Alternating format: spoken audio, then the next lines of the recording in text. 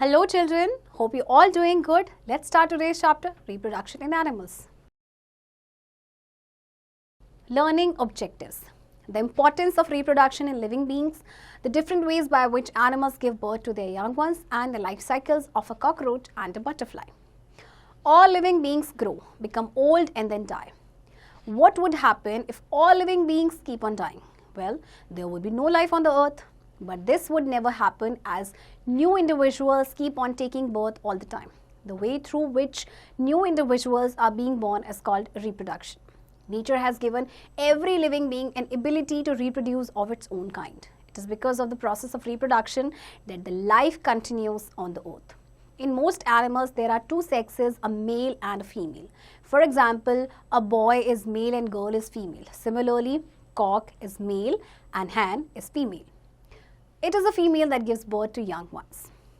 देखिए सभी living being जो हैं वो ग्रो करते हैं, ठीक है, फिर ओल्ड होते हैं एंड देन डाई. तो क्या होगा अगर सारे लिविंग बीइंग जो हैं वो डाई होते रहेंगे तो क्या होगा, लाइफ भी नहीं होगी कोई अर्थ पे, है ना.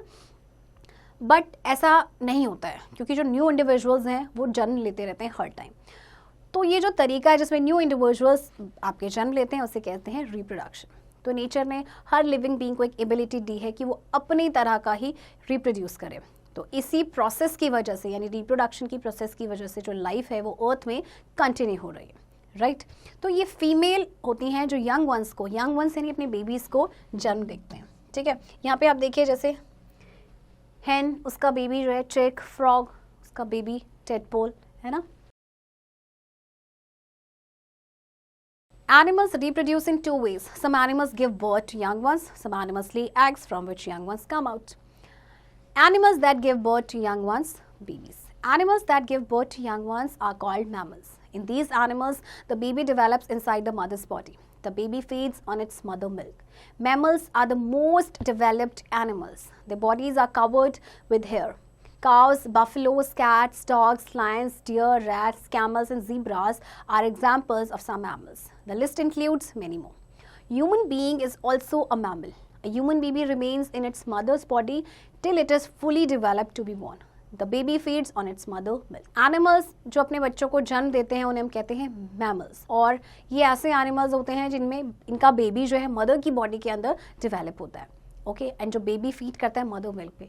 तो मैमल जो है आपके सबसे ज़्यादा डेवलप्ड एनिमल्स हैं. इनकी बॉडी जो है कवर्ड रहती है हेयर से. काउस, बफलोज, डॉग्स, लायंस, ये सारे आपके एग्जांपल्स हैं और इसमें बहुत सारी लिस्ट है, ओके. ह्यूमन बीइंग भी मैमल है. ह्यूमन बेबी जो है वो मदर की बॉडी में रहता है जब तक कि फुली ग्रो नहीं हो पाता, फुली डेवलप नहीं हो पाता, ओके. एंड इस बेबी जो है वो भी मदर मिल्क में फीड करता है. सम strange mammals. Some mammals do not show the characteristic of mammals. Still they are mammals. Whales, seals and dolphins look like fish. They live in water but they are also mammals as they give birth to young babies.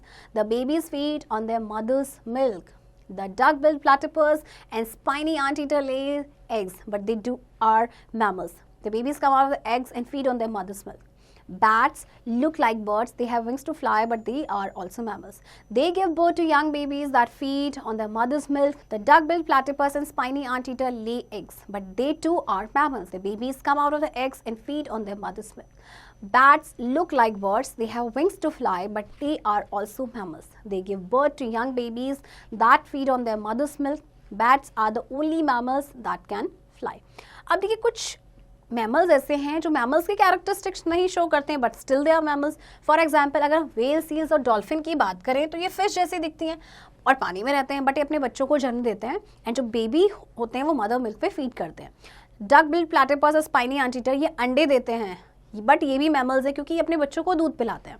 इसी तरह से bat जो है आपकी bird की तरह दिखती है, इसके पास विंग्स भी होते हैं फ्लाई करने बट एक्चुअली में ये भी मैमल है. ये अपने बच्चों को जन्म देती हैं एंड बच्चे जो है मदर मिल्क पे फीड करते हैं.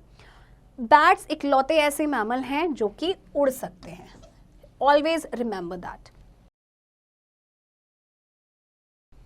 Animals that lay eggs. Some animals lay eggs. The young ones develop in these eggs. They come out of the eggs after a few days. Birds, reptiles, fish, frogs and insects lay eggs. अब बहुत सारे ऐसे animals हैं जो eggs देते हैं, तो चलिए उनके बारे में पढ़ते हैं. Birds. Birds lay eggs. An egg has a thin hard covering called the eggshell. Below the eggshell is a white fluid called the albumen. In the middle of the albumen is a yellow round yolk. The yolk has a red spot in the center. This spot is called the embryo. The embryo develops into a chick. The chick gets its food from the yolk. As the chick, baby bird starts growing, the size of the yolk gets reduced. When the baby bird grows fully, the eggshell breaks and the baby birds come out. The process of coming out of the baby bird from the egg is called hatching. Birds अंडे देते हैं, सबको पता है. तो egg का देखिए structure दिया हुआ है egg का. इसमें एक थिन हार्ड कवरिंग होती है जिसे कहते हैं एगशेल. एगशेल के नीचे आपका एक वाइट फ्लूइड होता है जिसे कहते हैं एल्ब्यूमिन. एंड एल्ब्यूमिन के मिडिल में एक येलो पार्ट होता है. This is called yolk. Yolk के सेंटर में एक रेड स्पॉट होता है. इस रेड स्पॉट को कहा जाता है एम्ब्रियो. तो जो एम्ब्रियो है वो डेवलप होता है चिक में. चिक को अपना खाना मिलता है इस यॉक से. और जैसे आपका जो बेबी बर्ड है चिक है, जैसे जैसे वो ग्रो करना स्टार्ट करता है, यॉक का साइज आपका रिड्यूस हो जाता है, राइट.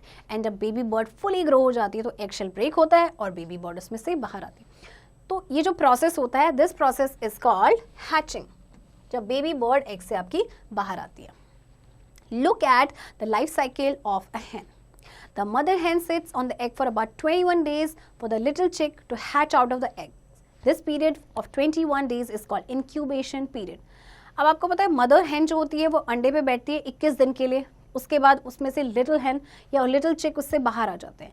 तो ये जो पीरियड होता है 21 डेज का, this is called incubation period. Frogs and fish. Frogs lay thousands of eggs in clusters called spawns.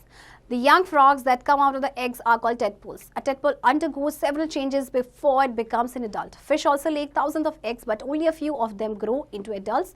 A baby fish is called a fry. Frog एक बार में थाउजेंड्स ऑफ एग्स देती है, वो भी क्लस्टर्स, झुंड में, जिसे कहा जाता है स्पॉन. यंग फ्रॉग उसमें से बाहर निकलता है जिसे कहते हैं टेडपोल. फिर टेडपोल जो है काफ़ी सारे चेंजेस उसमें आते हैं जब तक कि वो एडल्ट बनता है. फिश भी एक टाइम पे बहुत सारे एग्स देती है, थाउजेंड्स ऑफ एग्स देती है, बट उन कुछ ही एग्स में से बेबी फिश निकल पाती है, तो बेबी फिश को बोलते हैं fry. Reptiles. Reptiles such as lizards, turtles and snakes lay eggs on the ground, but they do not take care of their eggs. Their eggs are warmed by the sun's heat. Parents do not take care of the young ones. They are brought up by nature. Crocodiles make a nest in the ground and lay their eggs in it. When the young ones come out of the eggs, the mother carries them to the water. She looks after the young ones for a few days. अच्छा, reptiles जैसे आपके लेजर्ड, turtle या snacks हैं, ये ground पे egg देते हैं. ये अपने एग्स की कोई देखभाल नहीं करते हैं, ये अपने एग्स दे देते हैं जस्ट, एंड सन की हीट से ये वार्म होते हैं. पेरेंट्स अपने यंग वंस का भी ध्यान नहीं रखते हैं, उनको नेचर उनको ब्रॉटअप करती है, राइट. क्रोकोडाइल अपना नेस्ट बनाती है ग्राउंड में, वहाँ पे अपने अंडे देती है, और जब यंग वंस उसमें से निकल आते हैं तो वापस उन्हें वाटर में लेके जाते हैं, और सिर्फ कुछ ही दिन तक वो अपने यंग वंस, अपने बेबीज़ का ध्यान रखते हैं. Insect. All insects like cockroaches, grasshoppers, butterflies, houseflies and silk moths lay eggs. The young ones that come out of the eggs look very different from their parents. Let us learn about the life cycle of some insect. Life cycle of a cockroach or a grasshopper. Cockroach and grasshopper have 3 stages in their life: egg, nymph and adult. इनकी देखिए 3 ही stages होती हैं. The egg is the first stage. The young baby that comes out of the egg is called a nymph. It is the second stage. The nymph sheds its old skin many times as it grows. The process of shedding the old skin is called molting. After molting, the nymph becomes an adult. देखिए, पहला stage है egg दिया, then उसमें से nymph निकलेगा, जो young baby होता है, that is called nymph, right. And इसके बाद क्या होगा? nymph अपनी ओल्ड स्किन को शेड करता है बहुत बार, और ये जो प्रोसेस होता है, इस प्रोसेस को बोलते हैं मॉल्टिंग, जहाँ पे ओल्ड स्किन को शेड किया जाता है. और मॉल्टिंग के बाद जो nymph है वो बनता है adult. Do you know cockroach is the fastest runner among all the insects? अगर हम सारे इंसेक्ट्स की बात करें, उन सब में सबसे ज़्यादा तेज दौड़ता है cockroach. Life cycle of a butterfly or a housefly. Butterflies and houseflies have 4 stages in their life: egg, larva, pupa, and adult. The egg is the 4th stage. The young butterfly that hatches out from the egg is called a larva. The larva is entirely different from the adult. It looks like a worm. The larva of a butterfly is called a caterpillar. It is the 2nd stage. The caterpillar feeds continuously on leaves and grows very fast. After some time, it stops feeding and makes a covering around itself called the cocoon. After this, the caterpillar grows inside the cocoon. This is the pupa. It is the 3rd stage. After a few days, the pupa breaks the covering and comes out as an adult. अब देखिए, butterfly की 4 stages होती हैं, ठीक है. Number 1 stage इसका क्या है? देखिए, एग है. इसके बाद यंग बटरफ्लाई हैच होती है एग से, और उसे कहते हैं लार्वा. लार्वा जो है एडल्ट से बिल्कुल डिफरेंट होता है और एक किसकी तरह दिखता है, एक वर्म की तरह दिखता है, राइट। एंड जो लार्वा होता है बटरफ्लाई का, उसे हम कहते हैं कैटरपिलर। ये सेकेंड स्टेज है। फिर जो कैटरपिलर होता है वो लीव्स खाता है बहुत जल्दी जल्दी और बहुत जल्दी जल्दी ग्रो करता है। कुछ टाइम के बाद ये खाना बंद कर देता है और एक कवरिंग बनाता है अपने अराउंड, जिसे कि कहते हैं कुकून। इसके कुछ टाइम के बाद जो होता है कैटरपिलर ग्रो करता है कुकून के अंदर, उसे कहते हैं pupa. This is the third stage. और उसके बाद क्या होता है, कुछ देरों के बाद प्यूपा जो है उसकी कवरिंग ब्रेक हो जाती है और उसमें से एडल्ट निकलता है। Do you know the monarch butterfly is such a strong flyer that it can cross the Atlantic Ocean non-stop? आपकी जो monarch butterfly होती है बहुत ही strong flyer होती है और ये पूरा Atlantic Ocean non-stop ये cross कर सकती है। Parental care. Many animals take care of the young ones after they are born. Parental care is highly developed in birds. The baby birds that hatch out from the eggs are featherless. They are very weak. They cannot fly. The mother and father birds feed the babies. When the baby birds grow bigger, their parents teach them to fly and find their food. Parental care is also highly developed in some mammals like human beings, cows, dogs, cats and monkeys. Human beings take care of the young ones for a long period of time. Usually the mother cares for the young ones. बहुत सारे animals होते हैं जो अपने young ones यानी अपनी babies की देखभाल करते हैं काफ़ी लंबे समय तक। तो पेरेंटल केयर जो है वो बहुत ज़्यादा डेवलप्ड है बर्ड्स में। बेबी बर्ड जो है जब हैच आउट होती है एग से, वो फेदरलेस होती है, बहुत वीक होती है, उड़ नहीं सकते। Mother and father bird babies को फीड कराते हैं, फिर जैसे वो बड़े होते हैं उन्हें सिखाते हैं किस तरह से उड़ना है, किस तरह से अपना खाना फाइंड करना है। तो पेरेंटल केयर जो है वो हाईली डेवलप्ड है मैमल्स में, जैसे कि human beings, cows, cats and monkeys. सिर्फ ह्यूमन बींग्स ही ऐसे हैं जो बहुत लंबे समय तक अपने बच्चों का ध्यान रखते हैं। एंड यूजुअली कौन केयर करता है यंग वंस की? Mother. Do you know the champion egg layer is the giant clam which lives on the ocean bed? It produces about 100 crore eggs at a time and does this year after year for about 30 years. Can you tell how many eggs it lays during its lifetime? देखिए आपका जो champion egg layer है वो है आपका giant clam जो आपके ocean bed में रहता है एंड हर साल ये 100 करोड़ एग आपका प्रोड्यूस करता है और ये करता रहता है 30 ईयर्स तक। तो आप इमेजिन कर सकते हैं, आप कैलकुलेट कर सकते हैं कि अपने लाइफ टाइम में कितने एग्स प्रोड्यूस करता है। Let us remember, the process by which new individuals are being born is called reproduction. Animals reproduce in two ways, by giving birth to young ones or by laying eggs. Animals that give birth to young ones are called mammals. Insects, fish, frogs, reptiles and birds lay eggs. The young ones come out from the eggs. The process of coming out of the young ones from the eggs is called hatching. Parental care is highly developed in birds.